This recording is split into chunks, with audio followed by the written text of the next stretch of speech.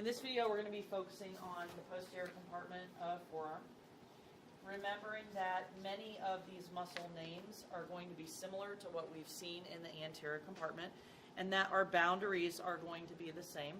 So here's this muscle, brachioradialis. Remember I said in class that it's going to have fibers of a certain width, and then it's going to get a real skinny tendon. Can you see how that's happening here? So this is brachioradialis.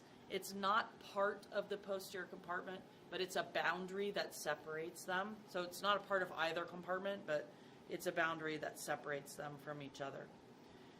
As we start moving into this posterior compartment, then we're going to encounter this extensor carpi radialis longus, okay, and extensor carpi radialis brevis. Now, just like we saw a common flexor tendon on medial epicondyle in the anterior compartment, we also have this common extensor tendon on the lateral epicondyle in this posterior compartment.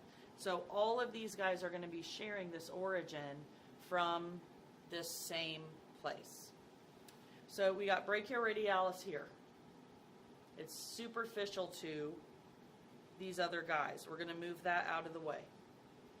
Here we have extensor carpi radialis longus. Now I want you to notice how long this tendon really is. You can see the muscle belly sort of short, and then the tendon starts right away.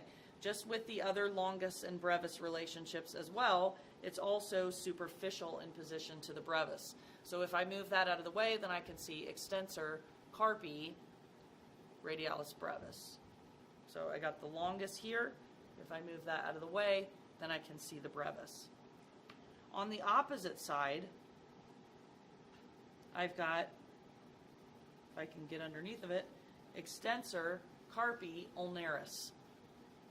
Extensor carpi ulnaris, obviously on the ulnar side, it's going to be going ahead and sharing some of these fibers, but then it also comes off the ulna itself, and then it comes down and makes attachment to this fifth metacarpal. In between them, we have extensor digitorum, and this is the place where you're going to be able to see most clearly the division of these tendons. I want you to look at this, because this is neat.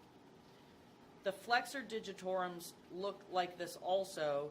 It's just you can't see it as well, but because it happens as they're going through the carpal tunnel. And so you have to go closer to the hand before you can capture it. But can you see how we have 4 separate tendons here, one for each of the digits 2 through 5. They're all attached to the same muscle belly. So whenever you see that, you know it's a digitorum. Here specifically, extensor digitorum. It's not paired in this compartment, and so that's the only one that we have. Remember, as it comes forward onto the dorsum of the hand, it is going to attach to the extensor expansions, and that's going to multiply its force, and it's going to help it work more effectively.